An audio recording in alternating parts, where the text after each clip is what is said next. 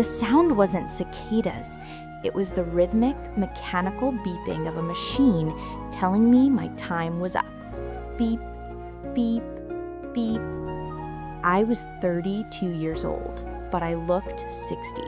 My hands resting on the sterile white sheets were skeletal. The cancer had eaten everything: my beauty, my strength, and my spirit. But what hurt more than the chemotherapy was the silence, the empty chair beside my bed. James wasn't here. My husband of 8 years, the man I had worked 3 jobs to put through medical school, the man I had eaten instant noodles for so he could have steak, he wasn't here holding my hand.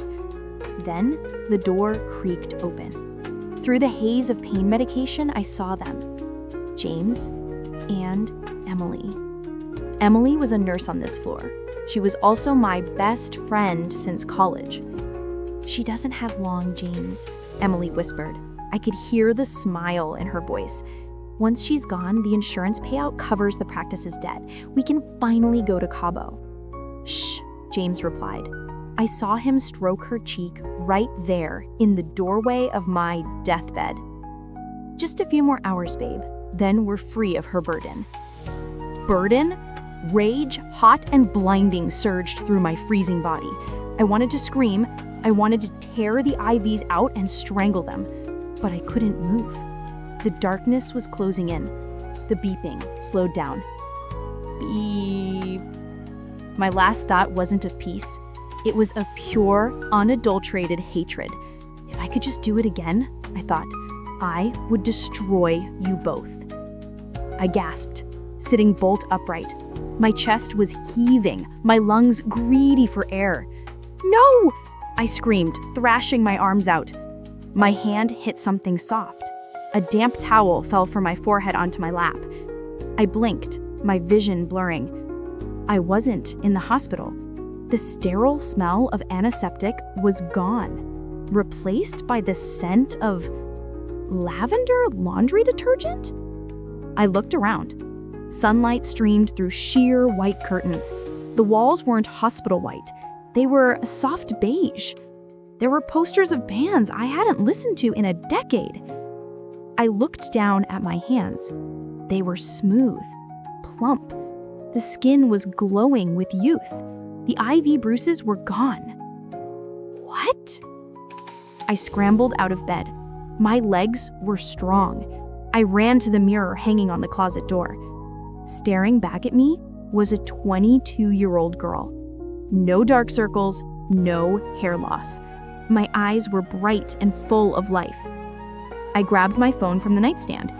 It was an iPhone 5. September 12th, 2014. I dropped the phone on the carpet. The shock hit me like a physical blow. I was back. 10 years. I was back 10 years. "Sarah, honey, are you okay? I heard you scream." My breath hitched. That voice. I turned slowly. Standing in the doorway was my mother. She was wearing her favorite blue apron.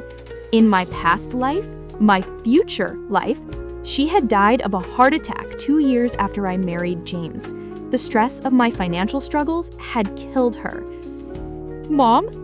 My voice cracked. "You've been running a fever, sweetie," she said, walking over and placing a cool hand on my forehead. "Oh, good. It broke. You were sweating so much." I couldn't help it. I threw my arms around her, burying my face in her shoulder. I sobbed. I wept for the years I lost, for the pain I caused her, for the stupidity of my sacrifice. "Whoa, okay," Mom soothed, rubbing my back. "It was just a nightmare, Sarah. Just a fever dream." "No, Mom." I gripped her tighter. "The last 10 years were the nightmare. This is my second chance." I pulled away, wiping my eyes. My phone on the floor was buzzing. I picked it up. The caller ID made my blood run cold.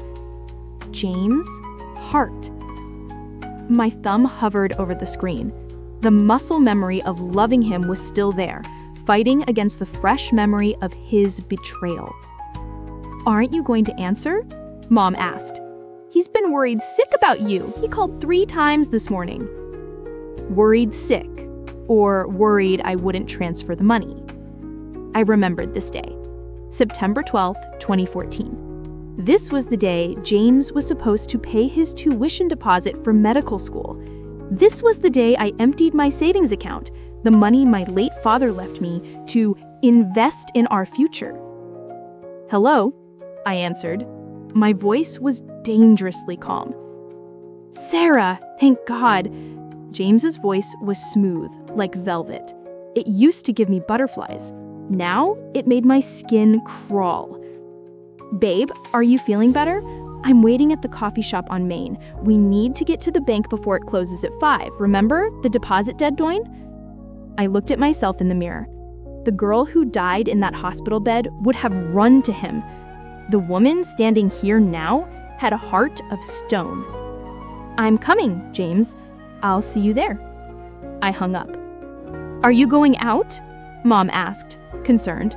You just broke a fever. I have to, Mom. I have some business to finish. I went to my closet. In the old timeline, I wore a baggy sweatshirt and leggings because I felt sick and insecure. James had made a subtle comment about me looking tired when I arrived. Not today. I pulled out a red sundress that hugged my curves. I put on heels. I applied sharp winged eyeliner and red lipstick. I looked powerful. I looked expensive. I grabbed my purse. Inside was my checkbook. He wants a check, I thought. I'll give him a reality check. As I walked down the stairs, I felt the weight of my past lifting. I wasn't the victim anymore. I was the author of this story. I walked into the daily grind. It was the hipster spot in our town. I saw him immediately. James. He was sitting in a booth by the window, looking effortlessly handsome in a button-down shirt I had bought him. He was checking his watch, tapping his foot impatiently. When he saw me, his eyes widened. He stood up, a practiced smile plastering onto his face. Sarah, wow! He looked me up and down, clearly confused by the transformation. You look incredible. I thought you were sick. I recovered, I said, sliding into the booth opposite him. I didn't kiss him hello. He faltered for a second, sensing the shift in energy. Right. Well, I'm glad.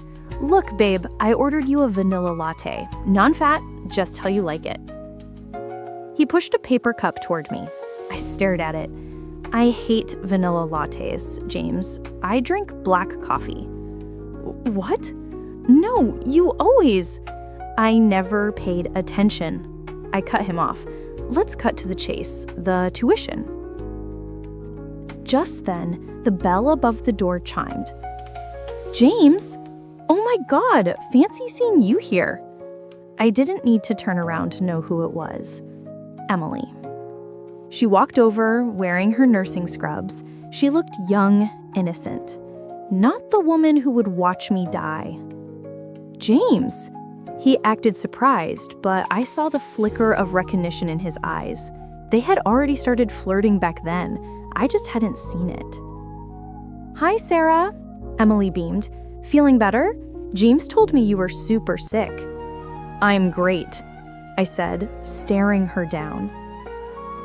We were just discussing James's medical school, Emily said, sitting on the edge of the booth uninvited. It's so amazing you're supporting him, Sarah. Not many girlfriends would give up their inheritance like that. You're a saint. She was sealing the deal for him. Social pressure. James smiled at her, a look of shared understanding passing between them. That look sealed their fate. James cleared his collar, adjusting his collar. He reached across the table to take my hand. I moved my hand to tuck my hair behind my ear, avoiding his touch. Right, the tuition, he said, his charm recovering. Babe, this is it, the start of our life. Once I get this degree, everything changes. I'll be a doctor, we'll have the big house, the cars. You won't have to work at that diner anymore. He pulled out a folder. It was the acceptance letter. I just need the $50,000 for the first year and the deposit. I promise, Sarah, it's a loan.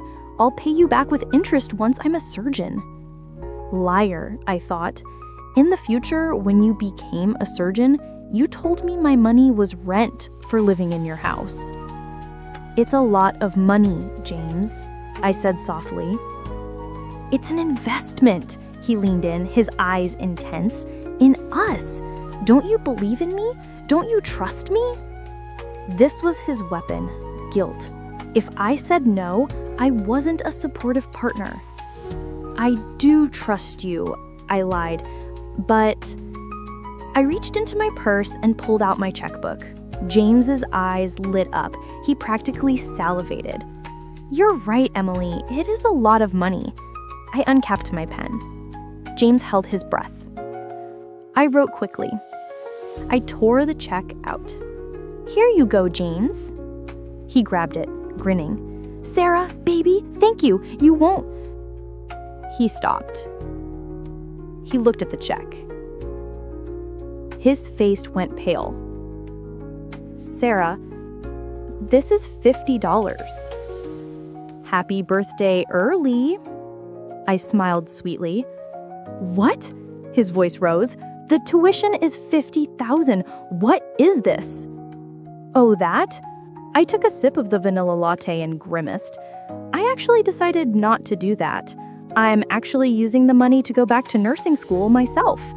I enrolled this morning online. Silence. The cafe seemed to stop moving. You... what? He whispered, his mask cracking. Anger seeped through. You can't be serious. We planned this. You promised. I never signed anything. And frankly, I looked at Emily, then back at him. I think you're smart enough to figure it out yourself. Maybe get a loan. Or a job. James stood up, his chair scraping loudly against the floor. People turned to look. Sarah, stop playing games. We have 1 hour to get to the bank. Give me the check.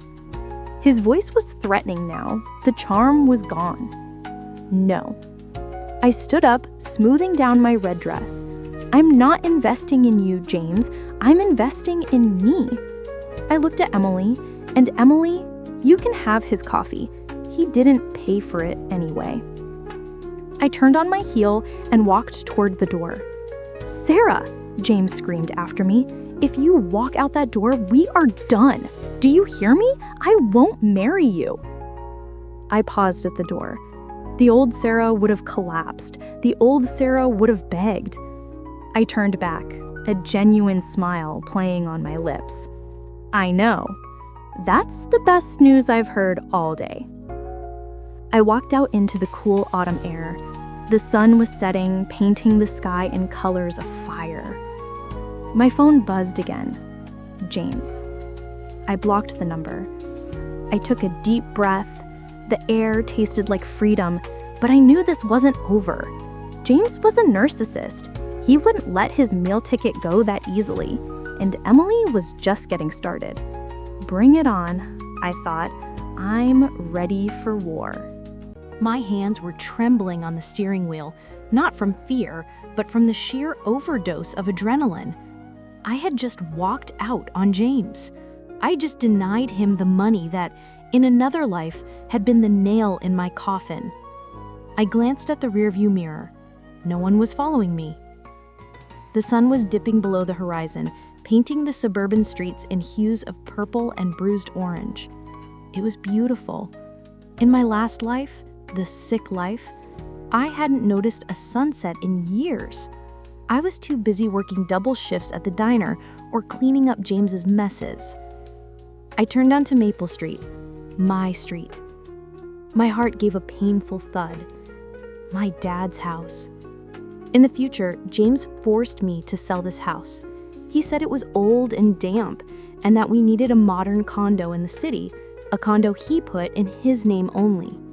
I lost my childhood home because of him. But now, it was still here. The white siding, the oak tree in the front yard, the porch swing, and the pile of boxes on the lawn. I slowed the car down. I had called the locksmith and my cousin Mike to move James's stuff out while I was at the coffee shop. I didn't think they'd be so thorough. There, on the perfectly manicured green grass, was James's life. His guitar case, his expensive gym bag, his collection of vintage sneakers. It looked like a yard sale of a narcissist. I stepped out of the car. The evening air was cooling down. Mrs. Higgins, the nosy neighbor from across the street, was watering her petunias. She was definitely watching. In 2014, she was the neighborhood watch. "Everything all right, Sarah?" she called out, her voice dripping with curiosity. I stood by the pile of boxes. I could have lied. I could have said we were cleaning, but the new Sarah didn't protect James's reputation anymore. "Everything is great, Mrs. Higgins," I called back, my voice clear and bright. "Just taking out the trash." Mrs. Higgins' eyebrows shot up. She looked at the expensive sneakers on the lawn, then back at me. She knew. I walked up the porch steps. The front door had a shiny new brass lock. I inserted my key. Click, turn. Smooth, secure. I stepped inside and locked the deadbolt behind me. The house was quiet. It smelled like Mom's pot roast. For the first time in 10 years, I felt safe in my own home. "Sarah, you're back early." Mom came out of the kitchen, wiping her hands on her apron. She looked at me, then she looked out the window at the pile of stuff on the lawn. Her expression wasn't angry. It was confused, deeply confused. "Honey," she said softly, "why are James's clothes on the grass? Did you two have a fight?" This was the hard part. Mom loved James. James had charmed her just like he charmed me. He brought her flowers, complimented her cooking, and played the role of the perfect son-in-law. I walked over to the kitchen island and sat down on a stool. I felt exhausted. "We didn't just fight, Mom. We're done." "Done?" Mom blinked. "But he's going to medical school. You two are planning the wedding. Sarah, you can't just throw him out over a disagreement. Relationships take work." "He's cheating on me, Mom."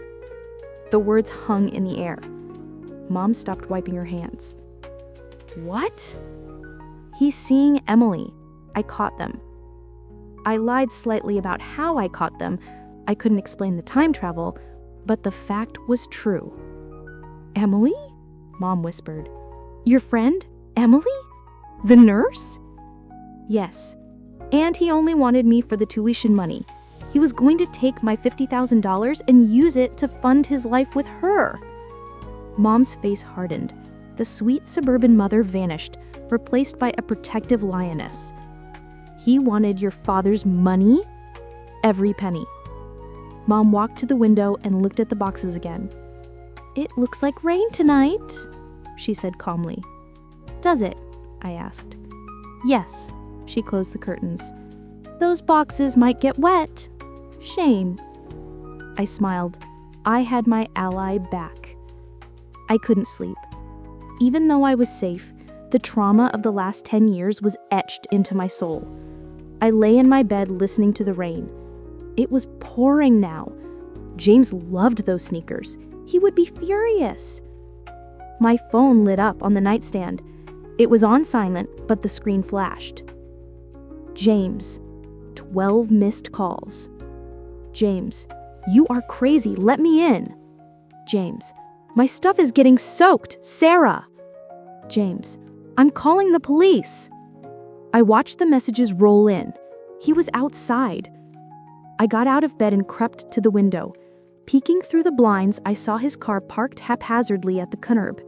He was running back and forth in the rain, trying to shove his wet boxes into a small sedan. He looked pathetic. A flash of lightning illuminated his face. He looked at my window. His expression wasn't sad, it was hateful. It was a look of pure malice. In the old timeline, That look would have terrified me into submission. Now, it just reminded me of why I had to do what I had to do tomorrow. The joint account. We had a savings account together, the wedding fund. It had about $5,000 in it, but more importantly, he had my social security number. He knew my passwords. I needed to cut him off completely. I went back to bed. "Let it rain," I whispered. I woke up before the alarm. Saturday morning. The banks opened at 9 a.m. James is lazy. He liked to sleep in on weekends. But desperation wakes people up early. I dressed quickly. Jeans, a white blouse, a blazer. Business casual. I needed the bank tellers to take me seriously. I grabbed my folder of documents. Birth certificate, ID, account numbers. I went downstairs. Mom was already up, drinking coffee. "He's gone," she said, nodding toward the window. "The lawn is a mess, though." "I'll clean it up later," I said, grabbing an apple. "I have to go to the bank." "The joint account?" Mom asked. She was sharp. "And my personal one. I need to change everything. Passwords, PINs, beneficiaries." "Good," Mom said. "Do you want me to come?" "No, I need to do this alone. But if he comes here..." "I won't open the door," Mom promised. "I have a bridge club meeting at 10 anyway." I kissed her cheek and ran out the door. The wet grass squelched under my boots. A soggy cardboard box sat near the curb, a single ruined medical textbook inside. I didn't feel pity. I felt clarity. I arrived at First National Bank at 8:55 a.m. There were already 3 people in line outside. I tapped my foot impatiently. "Please, open, please."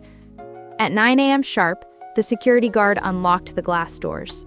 I power walked to the first available teller. "Good morning, how can I help you?" The teller was a middle-aged woman named Linda. She looked kind. "I need to close a joint account and transfer the funds to a new private account immediately." Linda looked at my urgency. "Okay, do you have the account number?" I recited it from memory. "And I need to remove the secondary authorization on my personal savings," I added. Linda typed, click-clack, click-clack. "I see here Mr. James Peterson is the cosigner?" "Not anymore," I said. "Okay, let me pull up the balances." She paused. She frowned. My heart stopped. "What? What is it?" "Well, there's a pending transfer initiated this morning via mobile app," Linda said.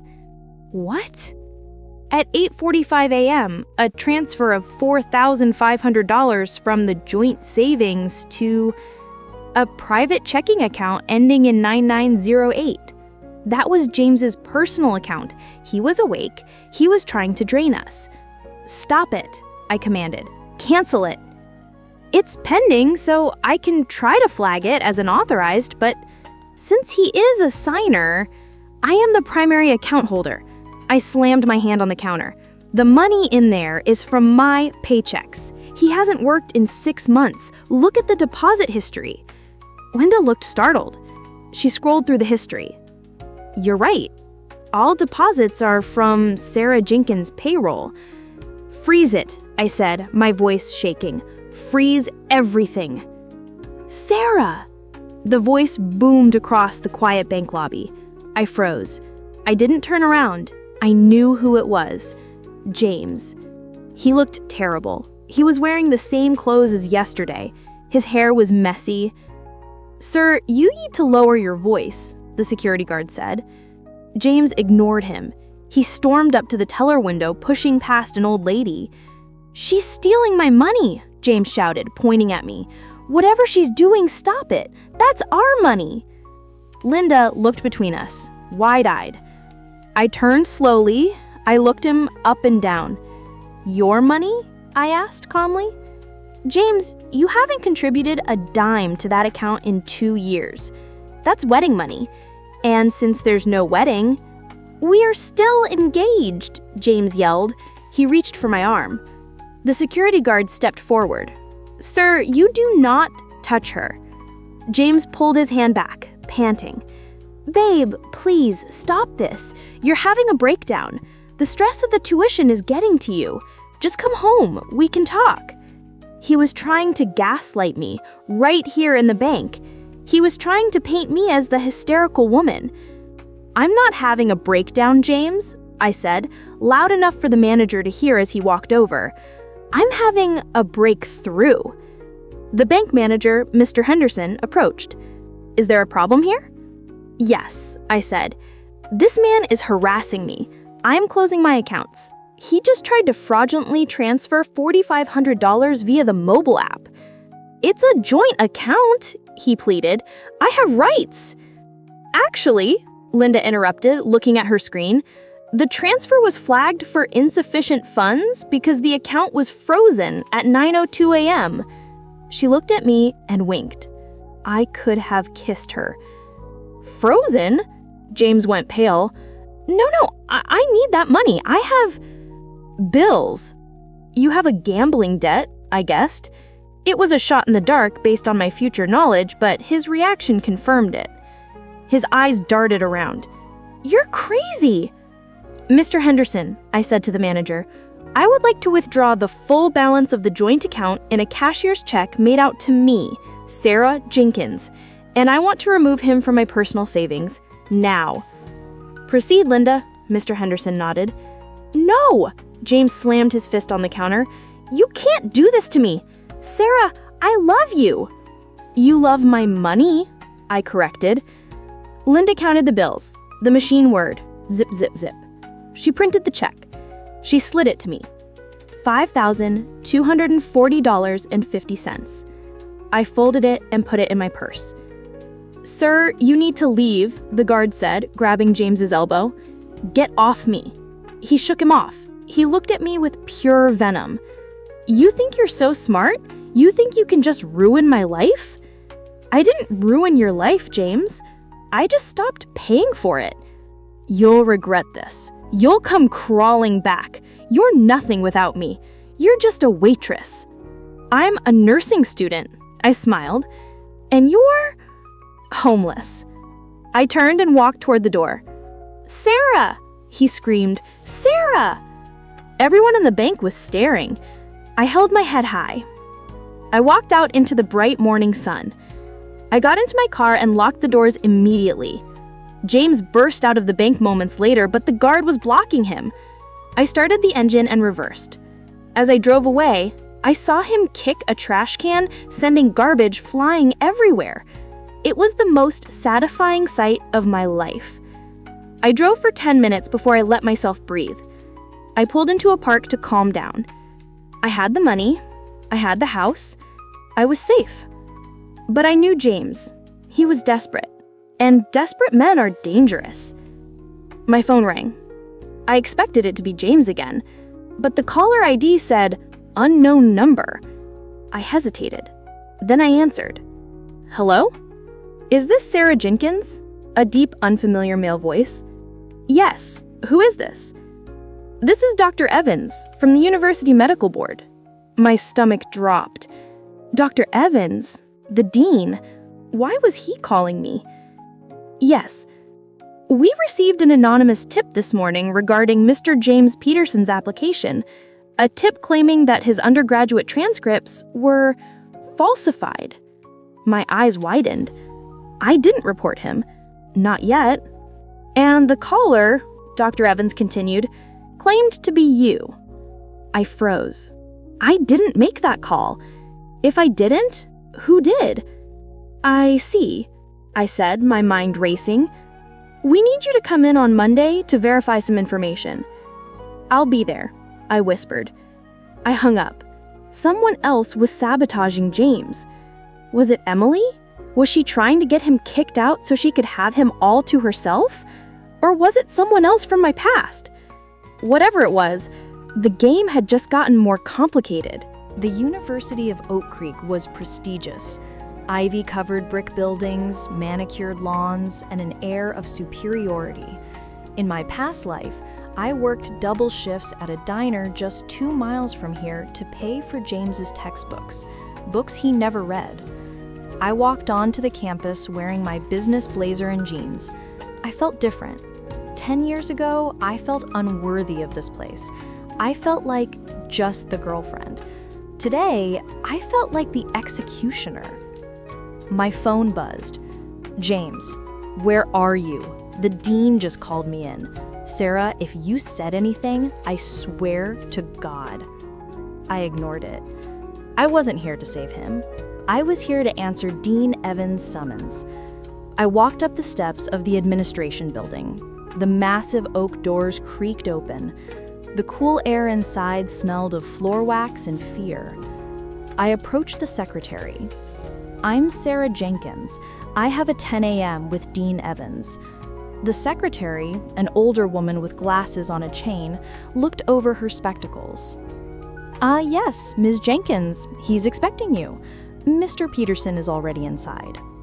Already inside? Perfect.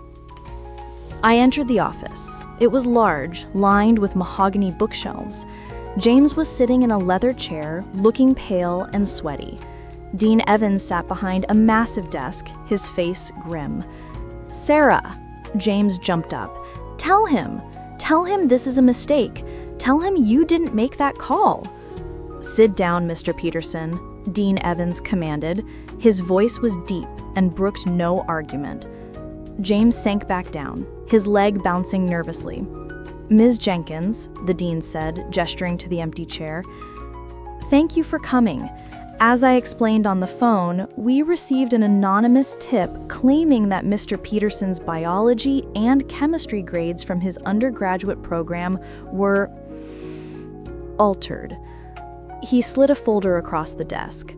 "We ran a verification with his previous college this morning. The tip was correct. Mr. Peterson failed Chemistry 101 twice. The transcript he submitted to us shows an A." I looked at the paper. It was a crude forgery. In my past life, I never knew this. I thought he was a genius who just had bad luck with professors. "I didn't do it," James blurted out. "It's a clerical error. Sarah, tell him how hard I studied." The dean looked at me. "Ms. Jenkins, the caller claimed to be you. Did you make this report?" Silence filled the room. The ticking of the grandfather clock was deafening. James stared at me, his eyes pleading, "Lie for me, save me." I looked at the dean. "Dean Evans," I said softly, "I did not make that call." James let out a breath of relief. "See? I told you. Someone is trying to sabotage me. However, I cannot lie for him anymore." James froze. "I found whiteout and scanning equipment in our home office last week. I didn't want to believe it, but if the school says they are fake, then they are fake." "Sarah," James screamed, "you're a traitor." "That is enough." Dean Evans stood up. "Mr. Peterson, your admission is hereby rescinded. You are permanently banned from applying to this institution, and I will be notifying the Association of American Medical Colleges. You will not become a doctor. Not here, not anywhere." James looked like he had been shot. His dream, the dream I paid for, the dream that justified his arrogance, was dead in 10 seconds. "This isn't fair," James yelled, standing up. "My parents will sue you. Sarah, fix this." "I can't fix a lie, James," I said coldly. "Get out," the dean said. "Security is on the way." James grabbed his backpack. He looked at me with eyes full of pure hatred. "You're dead to me," he hissed. "I know. I was dead to you yesterday too, remember?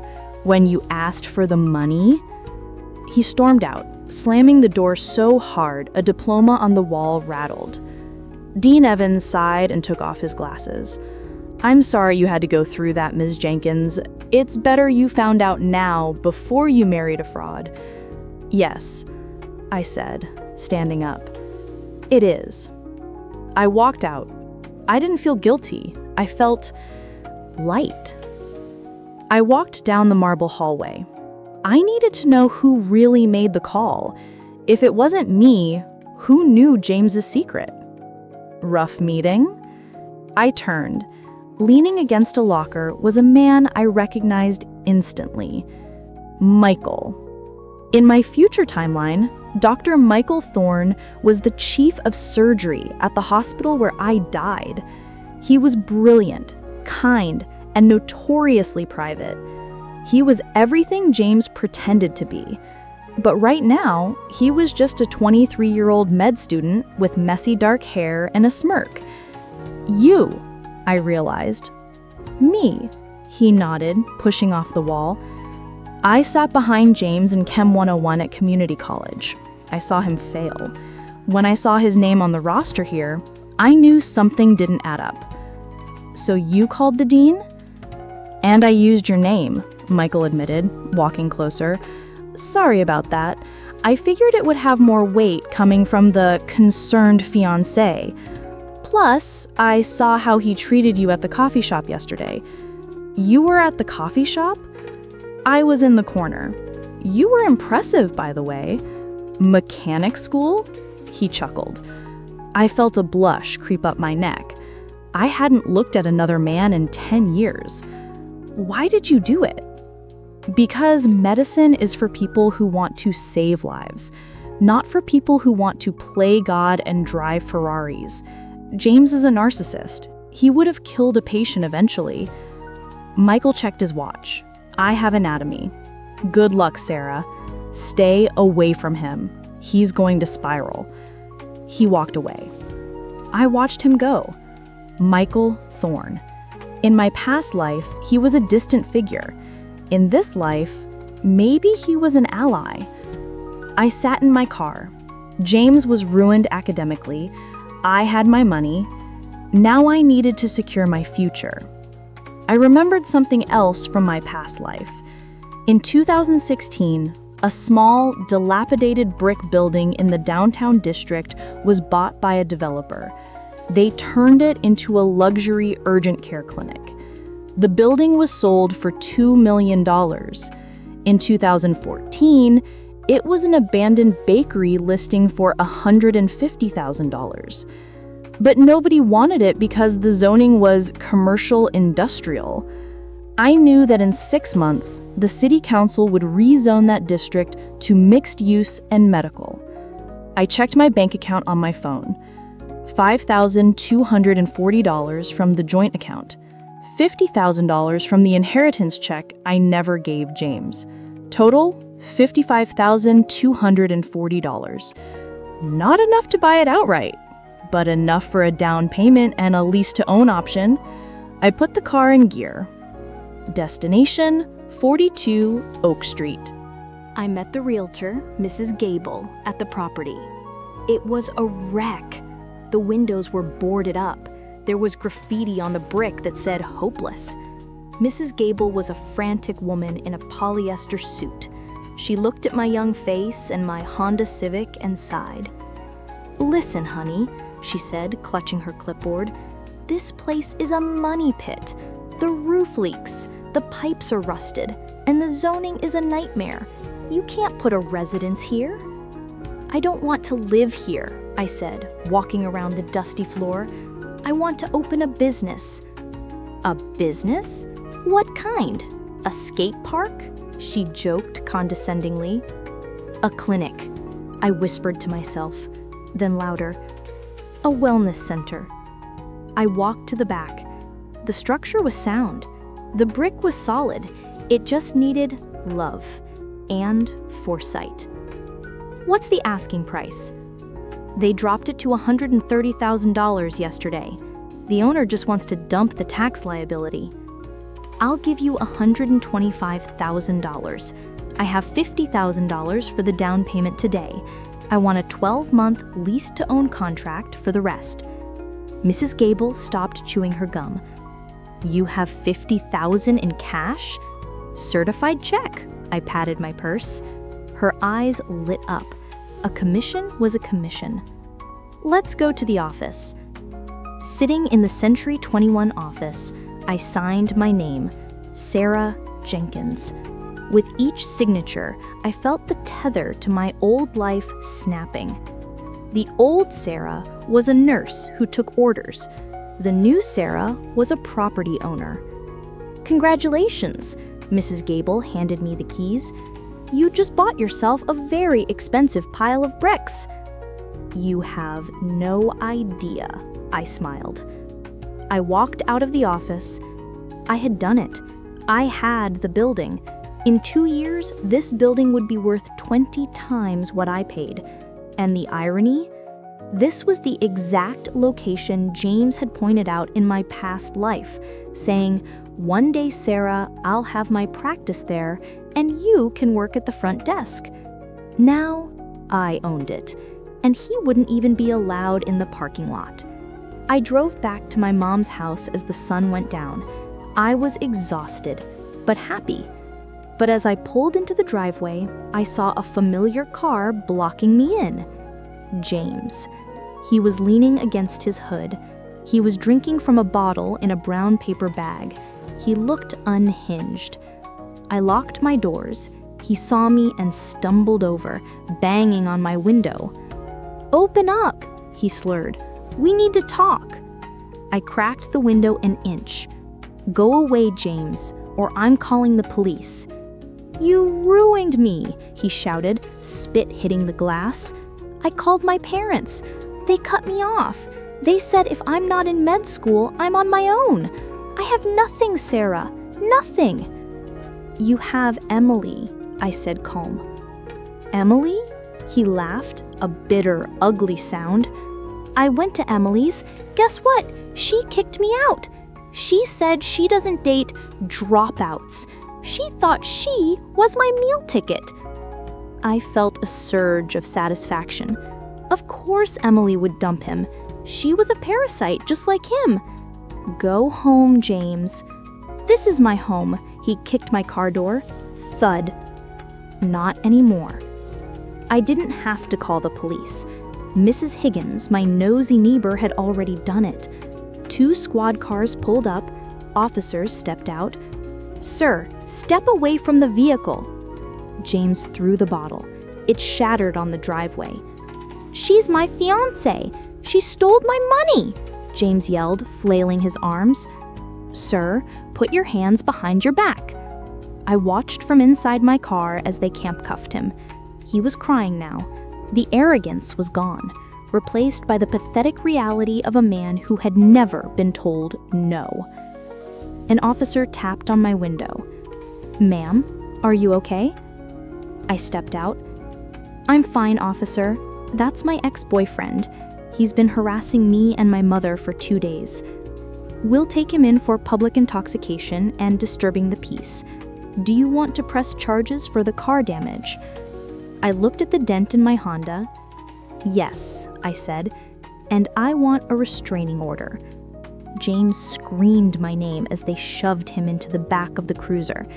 "I'll get you back for this, Sarah. You'll be sorry." I watched the lights fade into the distance. Mom came out onto the porch, wrapped in a shawl. "Is it over?" she asked. "No," I said, looking at the empty street. "He's desperate. This was just the tantrum. Next comes the revenge." We went inside. Mom made tea. The house phone rang. Not my cell, the landline. Mom picked it up. "Hello?" "Yes, she's here." She handed me the phone, looking worried. "It's a woman. She sounds upset." I took the receiver. "Hello?" "You think you're so smart, don't you?" It was Emily. "Hi, Emily. I heard you broke up with James. Trouble in paradise." "Shut up," Emily spat. "James is an idiot, but you're dangerous. I saw you at the real estate office today, Sarah." My grip tightened on the phone. "Stalking me?" "I was getting my nails done next door. I saw you buy that dump on Oak Street." So, Emily's voice dropped to a hiss. "I know about the zoning, Sarah. My uncle is on the city council. I know why you bought it. You used inside information." She laughed. "I'm going to report you for fraud. Unless what?" unless you give me half." I laughed. I actually laughed. "Go ahead, Emily, report me. But before you do, ask your uncle about the bribery charges pending against him in 2015. Oh wait, that hasn't happened yet, has it?" Silence. "Stay out of my way, Emily, or I'll ruin you faster than I ruined James." I hung up. My hands were shaking. I didn't know if her uncle really had bribery charges. I was bluffing based on a vague memory of a scandal on the news. But I knew one thing. The war wasn't just with James anymore. It was with everyone who had ever underestimated me. Saturday morning. The sun was shining on my new property title deed, which sat on the kitchen table next to my toast. Yesterday was chaos. Today was calculation. My phone rang. It was Mrs. Peterson, James's mother. In my past life, Linda Peterson made my life hell. She constantly reminded me that I wasn't good enough for her doctor son, even while I was the one paying his bills. "Sarah," her voice was shrill, "what is going on? James called me from jail. He says you had him arrested? Have you lost your mind?" "Good morning, Linda," I said, sipping my coffee. James was drunk and violent. I had no choice. "He is under a lot of stress," she snapped, "and now he tells me he's been expelled? Sarah, you are supposed to support him, not ruin him. We bailed him out this morning. He is a mess." "I'm sorry to hear that," I lied. "Now, about tonight," Linda continued. "The engagement party at the country club? Obviously, we should cancel." "No," I interrupted. "No?" "No, Linda, the deposit is non-refundable. All the guests are coming. It would be rude to cancel. Besides, I think we need to clear the air. I want to make a speech to explain everything." Linda went silent. She interpreted this as me wanting to apologize publicly. "Well, all right, that sounds appropriate. James will be there. And Sarah, wear something modest." "I'll wear something memorable," I promised. I opened the door to find Michael standing there. He was holding 2 large coffees. "I heard about the arrest. Small town, news travels fast." I said he deserved it, I said, stepping aside to let him in. "I also heard the engagement party is still on. Are you a masochist or a sadist?" "I'm a director," I smiled, "and tonight is the premiere." I explained my plan. I needed someone to set up the AV equipment at the country club, someone who knew technology and hated James. Michael grinned. It was a wicked grin. "So let me get this straight. You want to lure them into a false sense of security, get them to confess their plot, and broadcast it to their parents?" "Exactly. I'll drive, but you have to promise me one thing." "What?" "Save me a front row seat." The Oak Creek Country Club was stuffy, old-fashioned, and expensive. Crystal chandeliers, velvet curtains, and the smell of old money. James's parents had paid for this party to show off their son. I walked into the AV booth with Michael. "Okay," Michael said, plugging his laptop into the main soundboard. "The wireless mics are live. If we hide one in the VIP lounge, say behind the flower arrangement, it will pick up everything." James always takes people to the VIP lounge to talk business. It's his power move. "Perfect. I'll patch the audio directly to the main speakers. All you have to do is press this button on your phone." He handed me a synced app. "One button," I whispered, and boom. "Boom," Michael agreed. We tested it. I went to the lounge and whispered, "James is a fraud." It boomed through the ballroom like the voice of God. Loud and clear, Michael gave me a thumbs up from the balcony. I went home to get ready. Linda had said modest. I looked at the black silk dress on my bed. It wasn't modest. It was sleek, backless, and dangerous. It was inspired by Princess Diana. I put it on. It fit like a second skin. I put on the diamond earrings James had given me, fakes I later found out, but they sparkled enough for tonight. I looked in the mirror. You can do this, I told myself. You aren't the victim, you are the karma. I grabbed my clutch. Inside was my phone, the trigger, and a USB drive containing the evidence of James's fake grades, just in case. I arrived at 7 p.m. The party was in full swing. James's parents, Linda and Robert, were holding court near the champagne tower. They looked stiff. When I walked in, the room went quiet. The black dress did its job. James was standing by the bar. He looked cleaned up, fresh suit, hair slicked back, but his eyes were bloodshot. He was drinking a scotch. He saw me. His jaw tightened. "What game are you playing, Sarah? My mom said you're going to apologize." "I am," I smiled, pulling my arm away. "I'm going to set the record straight." "Good," James straightened his tie. "You better. If you embarrass me tonight, my father will destroy you. He knows judges, he knows your landlord." "I own my house, James," I reminded him, "and I bought the clinic building yesterday. Your father can't touch me." James looked confused. "You bought what?" "Go have a drink, honey.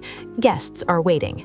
I turned to greet a guest and found myself face to face with Emily. She was wearing a white cocktail dress, white at someone else's engagement party. The audacity was breathtaking. "Sarah," she smirked, "I'm surprised you showed up." "It's my party, Emily. I paid the deposit." "Well, James invited me." She flipped her hair. "He needs real support right now, not someone who calls the cops on him." "I'm glad you're here, Emily," I said, genuinely. "Why?" She narrowed her eyes. "Because every tragedy needs a villain, and you play the part so well." "You're pathetic," she spat. "James is leaving you. Tonight, after the speeches, he's announcing that we're together. His parents already agreed to it." My heart stopped for a second. They agreed to it? Linda and Robert knew about the affair, and they sanctioned it because Emily came from a better family, her uncle on the council? The betrayal went deeper than I thought. "Is that so?" I kept my face neutral. "Yes, so enjoy your little speech. It's your eulogy." She walked away to join James's mother. They laughed together. Okay, no mercy. The hour for speeches was approaching. I signaled Michael in the booth. He nodded. I walked over to James. "James," I whispered, "before I go up there, can we talk? Just for a second. I'm nervous." James looked at me. He saw vulnerability. Fake. His ego swelled. "Fine, make it quick. Meet me in the VIP lounge. Bring Emily. I want to apologize to her too. I want to do this right." James looked suspicious, but the idea of me groveling to his mistress was too tempting to resist. "Okay, go. We'll be there in 2 minutes." I walked to the VIP lounge. I checked the hidden microphone behind the lilies. It was on, light blinking green. I waited. James and Emily walked in. "Make it fast, Sarah," James said, closing the door. "I just wanted to say..." Then I paused. "Actually, I need to use the restroom first. My nerves. Just give me 1 minute." "Oh my God, you are so weak," Emily groaned. "Just 1 minute," I pleaded. I slipped out the side door that led to the kitchen. I locked it from the outside. They were alone in the room. I pulled out my phone. I pressed the button, Activate Broadcast. I walked back into the main ballroom. The string quartet stopped playing. Everyone looked around, confused. Then James's voice boomed from the ceiling. Voice of James. "God, she is so pathetic. Did you see that dress? She looks like a desperate widow." The crowd gasped. Linda Peterson dropped her champagne glass. Crash. Voice of Emily. I know, it's sad, but are you sure your parents are okay with this, dumping her publicly? Voice of James. Mom hates her. She only tolerated Sarah because she was paying my tuition. Now that Sarah cut the funds, Mom says she's useless. I stood in the center of the room. All eyes were on me. I didn't move. Voice of Emily. But what about the expulsion if you don't become a doctor? Voice of James. Don't worry, Dad made a donation. I'm transferring to the Caribbean school next semester. And Sarah, I'm going to sue her for the house. I'll claim domestic abuse. I'll take everything she has left.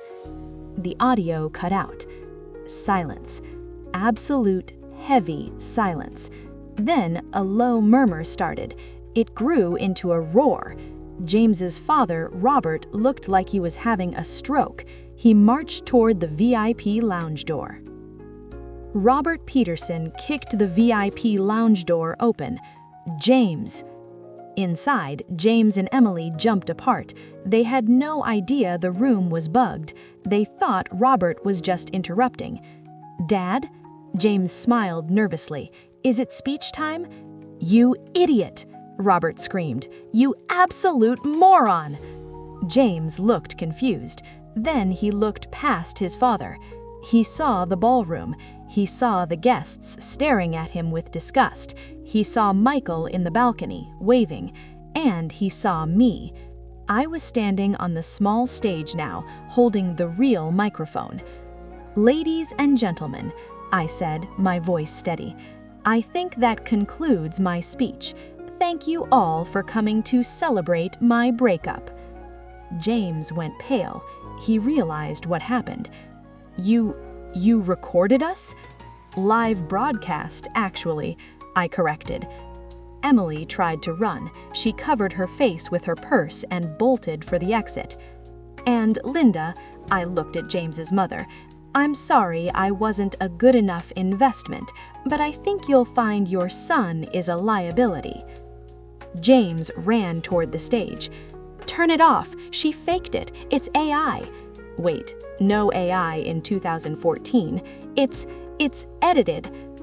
It was live, son, Robert said, grabbing James by the shoulder. We all heard it. You embarrassed the family. You insulted our guests. Dad, please, James begged.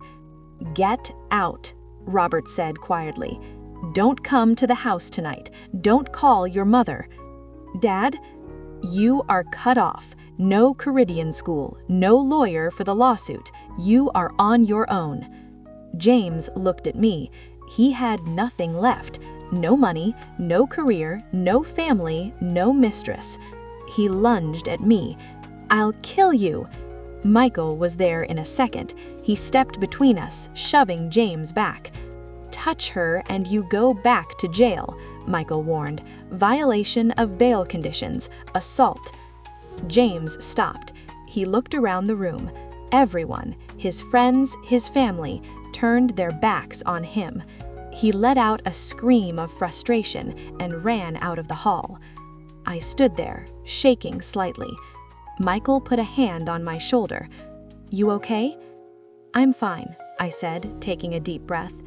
That was, Michael paused, terrifying and brilliant. The guests were whispering, but the sympathy had shifted. I wasn't the jilted lover anymore. I was the survivor. But as the adrenaline faded, I realized something. James had nothing to lose now. A man with nothing to lose is the most dangerous kind of enemy. And Emily, she had run away, but she had connections. This wasn't over. 5 years. It sounds like a long time, but it passed in the blink of an eye. I stood by the floor-to-ceiling window of my corner office, looking down at the city of Oak Creek. The dilapidated brick building I bought in 2014 was gone. In its place stood the Jenkins Medical Center, a state-of-the-art facility. I wasn't Sarah the nurse anymore. I was Sarah Jenkins, CEO. I adjusted the lapel of my white blazer. My hair was cut in a sharp bob. I looked expensive. Sarah? I turned. Michael walked in. He was wearing a white coat with Dr. Michael Thorne, Chief of Surgery, embroidered on it. He looked better with age. The messy hair was now styled. The smirk was now a confident smile. Dr. Thorne, I smiled. To what do I owe the pleasure? We have a problem with the cleaning crew, Michael said, putting a file on my desk. The night shift guy quit, said the basement creeps him out. We need a replacement ASAP. I thought HR handles that. They do, but the agency sent over a special case, a guy with a record but desperate for work. HR wanted your approval before hiring a felon. I frowned. A felon? What did he do? Public intoxication, assault, violation of a restraining order, mostly misdemeanors from a few years back. My heart skipped a beat. Let me see that. I opened the folder. The photo was grainy. The man looked 10 years older than his age. His eyes were hollow, but I knew that jawline. Name, James Peterson. Objective, willing to do any labor. James, I whispered. Michael froze. Wait, that James? He looked at the photo again.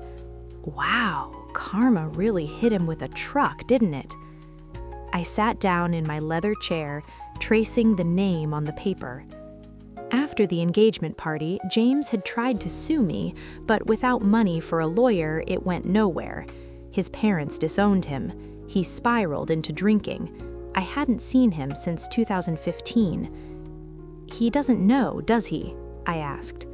Know what? That I own this place. We operate under JMG Holdings. My name isn't on the front door. Michael grinned. You're thinking something evil. I'm thinking I need a night janitor, I said, closing the folder. Bring him in for an interview, but don't tell him who the CEO is. Sarah, is this safe? He attacked you once. We have security. I pointed to the camera in the corner, and honestly, I need closure. I need to see that the monster is really just a mouse. James sat in the waiting area of the executive suite. He looked around at the plush gray carpet and the abstract art. He felt out of place. His suit was from Goodwill, too big in the shoulders, frayed at the cuffs. He was 32 now, but he felt 50. Mr. Peterson? The receptionist called out. Yes, James jumped up, smoothing his hair. I'm ready. The CEO will see you now. James took a deep breath. Just get the job, he told himself. It's $15 an hour. It's enough for rent. Just don't screw this up. He didn't know he was walking into the lion's den. He thought he was meeting some corporate suit. James walked into the massive office. The CEO's chair was turned away, facing the window. Good afternoon, James said, using his best medical school voice, trying to sound educated. Thank you for seeing me. I know my resume is a bit unconventional, but I am a hard worker. Silence from the chair. I have a background in science, James continued, desperate to impress. I actually attended medical school briefly. I'm very detail-oriented. I know, a voice said. James froze. The voice was familiar. It sounded like a ghost. I swiveled the chair around slowly. Hello, James. James's eyes went wide. His mouth opened, but no sound came out. He staggered back, hitting the doorframe. Sarah? He choked out. It's Miss Jenkins to my employees, I said coolly. You work here? I built this. I spread my arms. I own the building. I own the company. I own the chair you're staring at. James looked around the room, processing the wealth, the power. It was everything he had wanted, and I had it. This is impossible, he whispered. You were a waitress. And you were a doctor, I countered. Life is full of surprises. James's shock turned into something else, calculation. I saw the gears turning. He straightened his tie. He stepped forward. Sarah, he smiled. It was a weak, broken version of his old charm. Wow, look at you. You did it. I always knew you were special. Did you? I raised an eyebrow. I recall you calling me useless and a bank account with legs. I was young, James laughed nervously. We were both kids. I was stupid. I let my father pressure me. But Sarah, I've changed. I've missed you. He was doing it again. He was trying to pivot. I've had a rough time, he said, making his voice sound sad. After we split, I fell into a depression. I lost my way.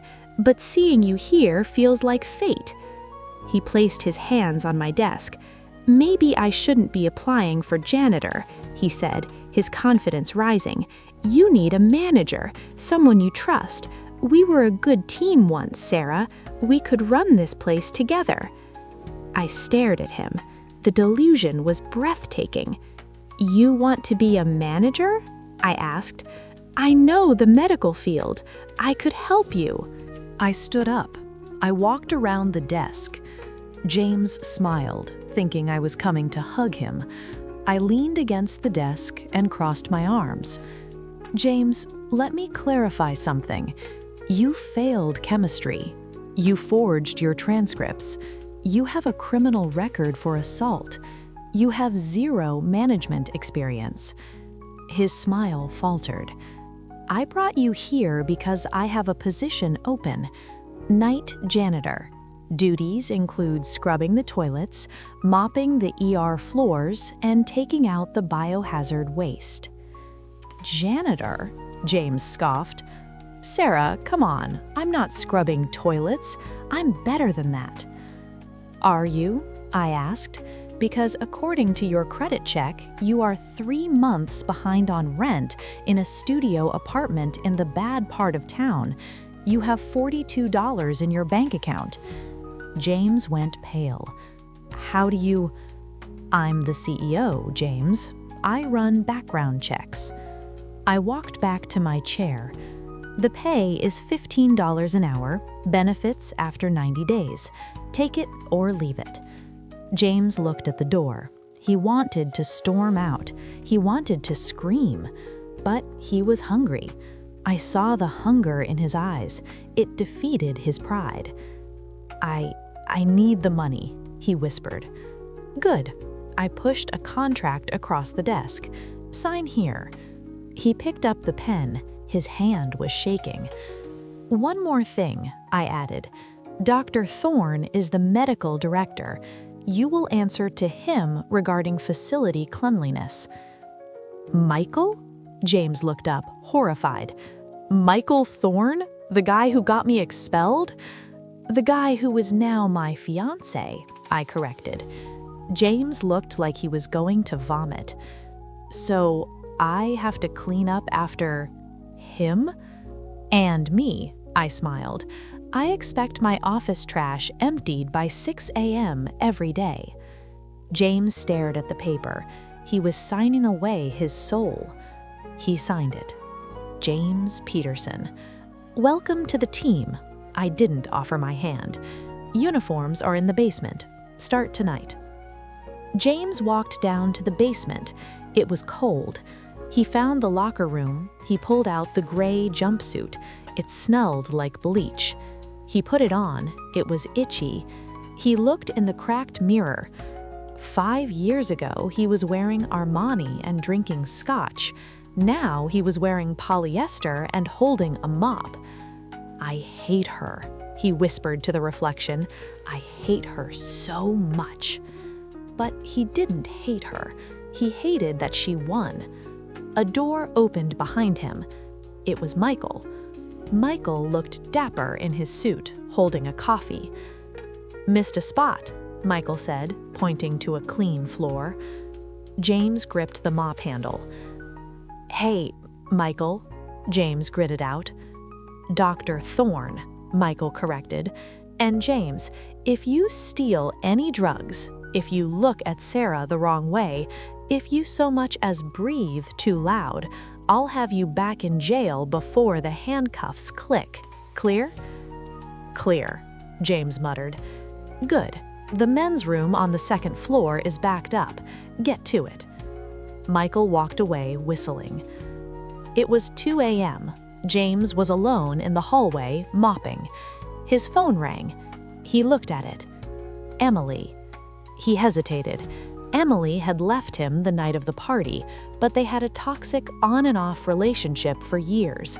She only called when she needed money or when her other prospects dried up.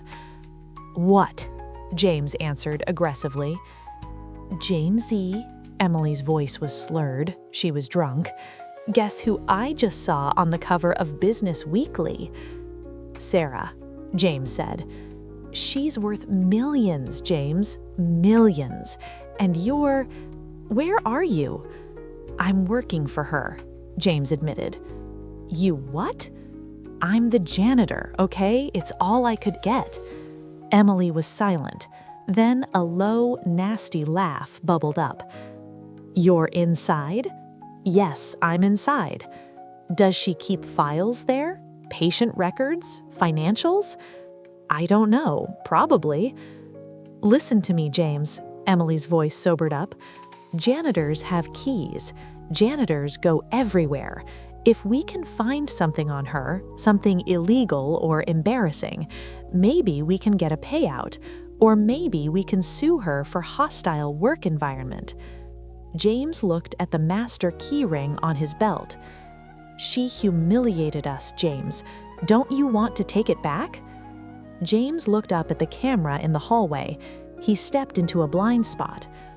"What do you have in mind?" Sarah's voiceover. James thought he was invisible. He thought that because he was the janitor, no one paid attention to him. But he forgot one thing.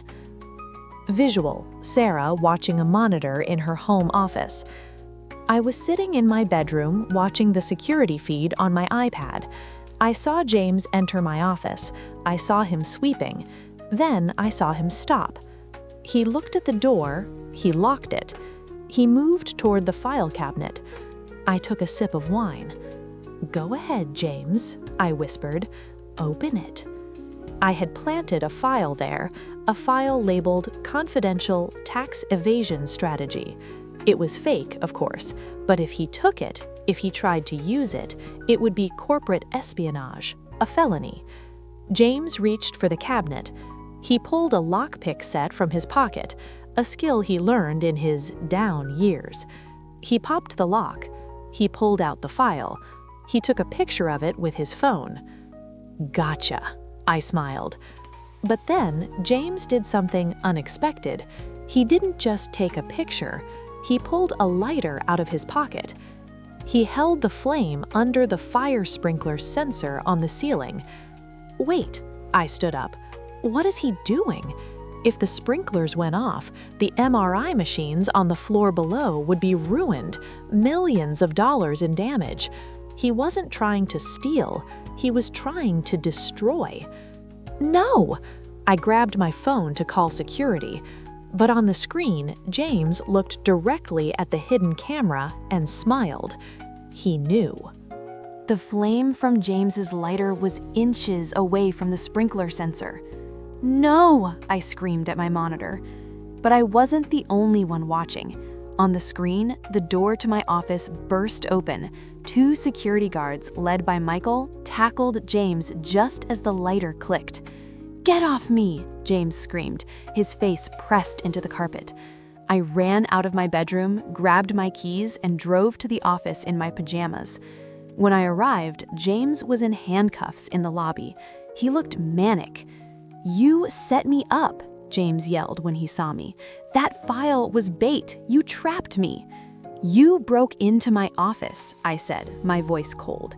"You attempted to commit corporate espionage, and you tried to commit arson." "I was just checking the fire safety," James lied, his eyes wild. "It's my job. I'm the janitor." "Your job description doesn't include breaking locks," Michael said, standing beside me. "Police are on their way." "No police," James panicked. "Sarah, please, I'm on probation. If I get arrested again, I go to prison." I looked at him. The old Sarah would have felt pity. "You should have thought of that before you tried to destroy my MRI machines," I said. "Take him away." James spent the night in holding, but by morning he was out. How? Emily.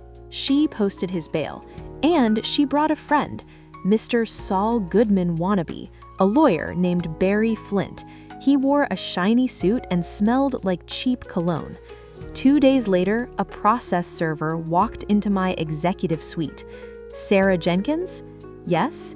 "You've been served." He handed me a thick envelope. I opened it. Civil lawsuit. James Peterson versus Jenkins Medical Group and Sarah Jenkins. Damages sought, $10 million. Charges: wrongful termination, whistleblower retaliation, hostile work environment, intentional infliction of emotional distress, 2014 to 2019, breach of verbal contract, the tuition promise. "He's suing me?" I laughed. "For $10 million? Michael read over my shoulder. "He claims he was inspecting the sprinkler because he smelled gas, and you fired him to silence him about safety violations. He's painting himself as a hero." "It's a shakedown," I said, tossing the papers on my desk. "He wants a settlement." "Sarah," Michael warned, "Flint is dirty. He'll drag your name through the mud. The press will eat this up. Billionaire CEO abuses poor ex-fiancé janitor." I didn't settle. I hired the best lawyer in the state, Catherine Pierce. She was terrifying. She made me look soft. "So," Catherine said, flipping through James's filing, "so he's claiming that in 2014, you entered a verbal contract to pay him for his medical school, and your refusal caused him severe psychological trauma that led to his current destitution." "I cheated on him," I said.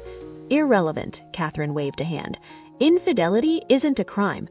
Breach of contract is. Did you promise him the money?" I said I would support him. I never signed anything." "Good. And the janitor incident? He claims you hired him specifically to torment him." "I hired him to give him a job." "We need to prove intent. Did you hire him to mock him?" I hesitated. "Maybe a little." Catherine smiled, a shark's smile. "Don't say that in court. Here is the strategy. We don't just defend, we countersue.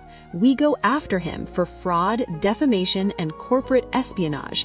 We bury him under so much paper he can't breathe." The day of the preliminary hearing, the courthouse steps were packed. Emily had been busy. She had leaked a sob story to the tabloids. Title: "Heartless Heiress. Did Sarah Jenkins steal her ex's dream?" James stood front of the cameras. He was wearing a neck brace, which he didn't need. "Just wanted to be a doctor," James told a reporter, squeezing out a fake tear. "She used me. She promised me a future. Then she stole my ideas, built her company on my back, and threw me in the trash." "Miss Jenkins! Miss Jenkins!" The reporters swarmed me as I exited my car. "Is it true you forced him to scrub toilets while you watched?" I put on my sunglasses. "No comment," I said. Inside the courthouse, James smirked at me. "Nice suit, Sarah," he whispered. "Cost more than my settlement?" "Save your breath, James. You'll need it for the cross-examination." The courtroom was packed. James's lawyer, Flint, started with a theatrical performance. "Ladies and gentlemen of the jury," Flint paced around, "look at this man, broken, destitute, a man who once had a bright future in medicine. And look at her, the Ice Queen. She didn't just break his heart, she broke his life. She lured him into her company to humiliate him. She framed him for a crime he didn't commit. James sat at the plaintiff's table, looking at the floor, trembling. It was an Oscar-worthy performance. Then Catherine stood up. "Your Honor, this is not a case about a broken heart. This is a case about a con artist who was mad that his mark got away." She walked over to the jury. "We will prove that Mr. Peterson is a serial liar, a thief, and a danger to society, and we will prove it with his own words." James took the stand.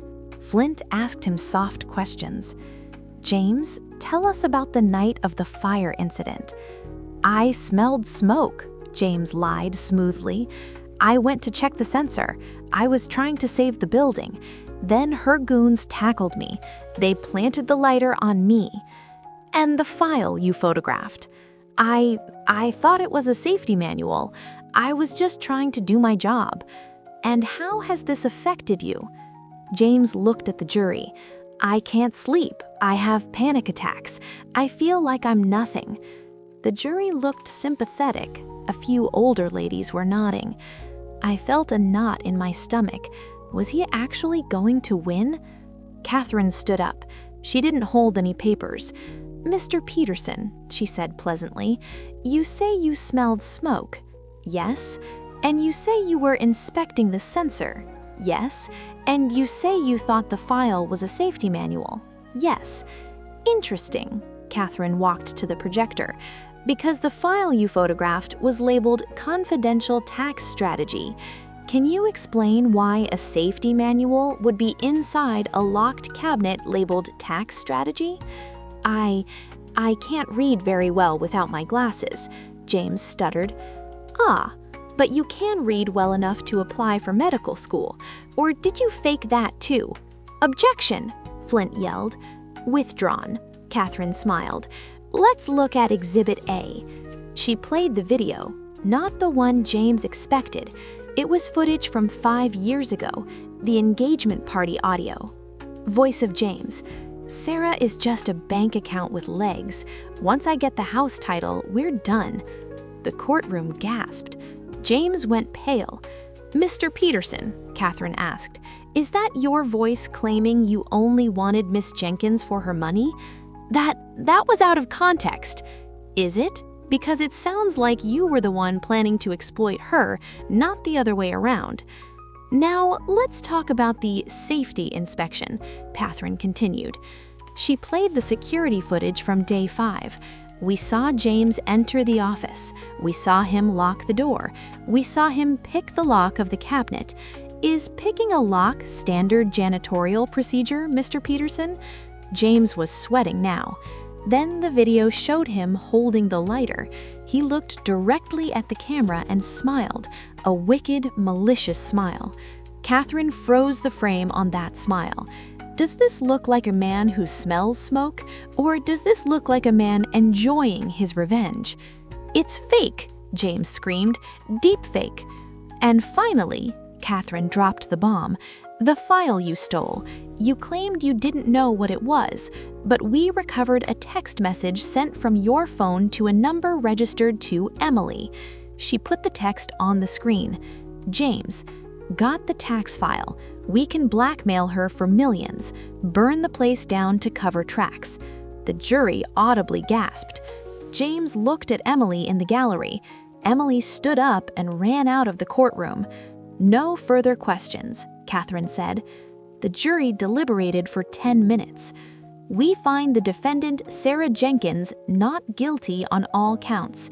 "And regarding the countersuit," the judge asked, "we find the plaintiff, James Peterson, guilty of corporate espionage, defamation, and malicious prosecution.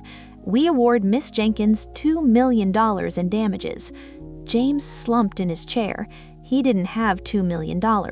He didn't have $2. The judge banged the gavel. "And furthermore," the judge said, looking at James with disgust, "based on the evidence of arson and perjury presented today, I'm ordering Mr. Peterson be taken into custody immediately pending criminal charges." "What?" James stood up. "No, you can't. My neck. I'm injured." The bailiff grabbed him. He ripped off the neck brace to fight back, revealing he was perfectly fine. The courtroom erupted in laughter. "Add resisting arrest to the list," the judge noted. I watched as they dragged him away. Again, but this time it wasn't just for a night. This was going to be for years. We celebrated at a rooftop bar, Michael, Catherine, and me. "To justice," Michael toasted. "To receipts," I clinked my glass. I felt free, truly free. James was going to prison. The company was safe. But then my phone buzzed. An email. From Emily. Subject, "You haven't won yet." I opened it. Content, "You think jail will hold him? You think I'm done? You're getting married tomorrow, aren't you? It would be a shame if something exploded. P.S. James made bail again. We sold my uncle's boat. See you at the altar." My blood ran cold. Michael saw my face. "What is it?" "He's out," I whispered, "and they're coming to the wedding. Not much else can go wrong." "Let them come," Michael said, his eyes darkening. "If they come to the wedding, they won't leave walking." "No," I said, standing up. "They want to ruin my big day? Fine, I'll turn my wedding into their funeral." The sun rose over the seaside cliffs of the Jenkins estate. I stood on the balcony, wrapped in a silk robe. Today was the day, not just my wedding day, but the final chapter of a 10-year war. I looked at the scars on my hands, faint reminders of the IV drips from my past life. I had survived cancer. I had survived betrayal.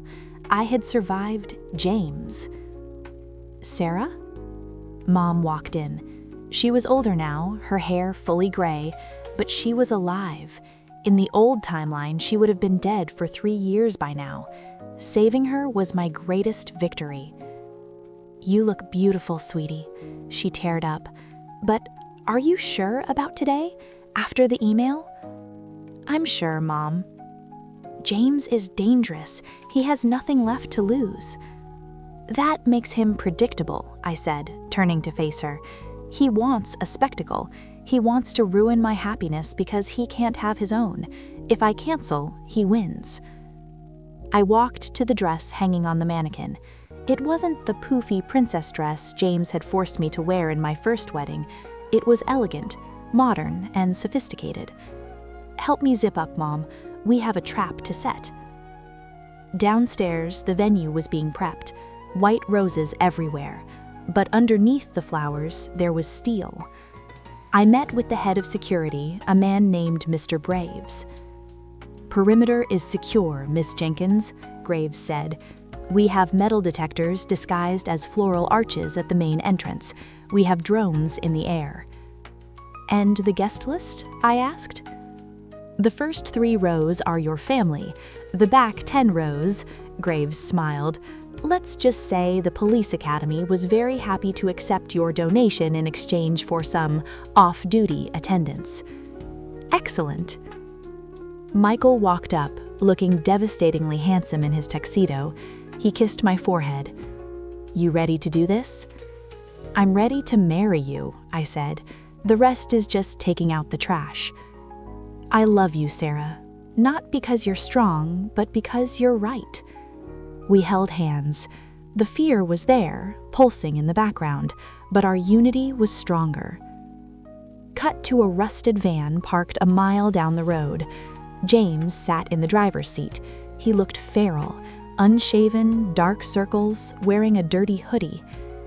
Emily was in the passenger seat, smoking a cigarette with shaking hands. "This is insane, James. There will be security." "Not at the service entrance," James muttered, checking a map on his cracked phone. "I used to work there as a janitor, remember? I know the delivery codes. We get in through the kitchen." "And then what?" "And then I stop it." James touched the pocket of his hoodie. There was a bulge there. A gun? A fake? It didn't matter. The intent was violence. "We create chaos," James said, his eyes glazing over. If I can't have her, no one can. And you get to watch her cry. You want that, right? Emily hesitated. She hated Sarah, yes, but she didn't want to go to prison for life. James, maybe we should just leave, go to Mexico. Shut up. James slammed the steering wheel. We go to the wedding. We end this today. He put the van in gear. The final descent of the villain had begun. Stop! The scream tore through the air. James burst through the side door, dragging a terrified caterer by the arm. Emily trailed behind him, looking pale. The music stopped. The guests gasped and turned around. James stood in the center aisle. He looked deranged. This wedding is a fraud, James screamed, pointing at me. She is a fraud. She stole my life. She stole my money. He pushed the caterer away and reached into his pocket. Nobody moves. He pulled out a flare gun. It wasn't a pistol. It was an orange flare gun he must have stolen from the boat Emily mentioned. I will burn this whole place down, James yelled. Sarah, get down here. You belong to me. Michael stepped in front of me. James, put it down. It's over. It's not over until I say it's over. James aimed the flare gun at my wedding dress. Emily stepped forward. She looked at the guests. She saw the men in the back rows standing up slowly. She saw the hands reaching into suit jackets. She realized the truth before James did. James, Emily whispered. James, look at them. Shut up, Emily. James, they're cops, she screamed. James froze. He looked at the guests. Officer Miller, the chief of police, stepped out of the aisle. He flashed his badge. Drop the weapon, son. James blinked. He looked at the chief. Then he looked at me. I was smiling. You invited the police? James whispered, his voice cracking. I invited everyone, James, I said calmly. I wanted a full audience for your finale. James's face twisted. He realized he was trapped. Panic set in. He grabbed Emily. Don't come closer. I'll shoot her. He held the flare gun to Emily's head. James, what are you doing? Emily shrieked, clawing at his arm. You got me into this, James yelled at her. You said we could win. I'm pregnant, Emily screamed. Silence. The words hung in the salty air. James froze. What? I'm pregnant, you idiot, Emily sobbed. I found out yesterday. Please, don't hurt the baby. James's hand trembled. He looked at Emily's stomach. Then he looked at me. In that moment, I saw the last shred of humanity in him fight with his narcissism. He lowered the gun. He stammered, I just wanted what was mine. The second the gun lowered, the undercover officers moved. 3 of them tackled James. The flare gun skittered across the stone floor. Emily fell to her knees, sobbing. Get off me, James screamed, struggling as they cuffed him. Officer Miller walked over to me. Are you okay, Miss Jenkins? I'm fine, I said. I walked down the aisle to where James was pinned on the ground. He looked up at me. His nose was bleeding. His suit was ruined. Why? He rasped. Why do you hate me so much? I knelt down, my wedding dress pooling around me. I don't hate you, James, I whispered. I pity you. You had a woman who would have died for you, literally, and you threw her away for a quick buck. I didn't destroy you. You destroyed yourself. Take him away, I commanded. And her? Officer Miller pointed. She's an accomplice, but get her medical attention first, for the baby. Emily looked at me with shock. She expected me to crush her. Thank you, she mouthed. Don't thank me, I said cold. You're going to prison too, but the child is innocent. The police cars drove away. The staff quickly cleaned up the broken plates. The guests were shaken, but I stood at the altar and took the microphone. I apologize for the interruption, but I believe that was the taking out of the old trash. Now, let's start the new chapter. The guests cheered. The tension broke. I turned to Michael. Where were we? I believe, Michael smiled, wiping a tear, I was about to promise to love you for the rest of my life. "And I promise," I said, sliding the ring onto his finger, "to never let the past haunt us again." We kissed. It wasn't a movie kiss. It was a kiss of two survivors, two partners.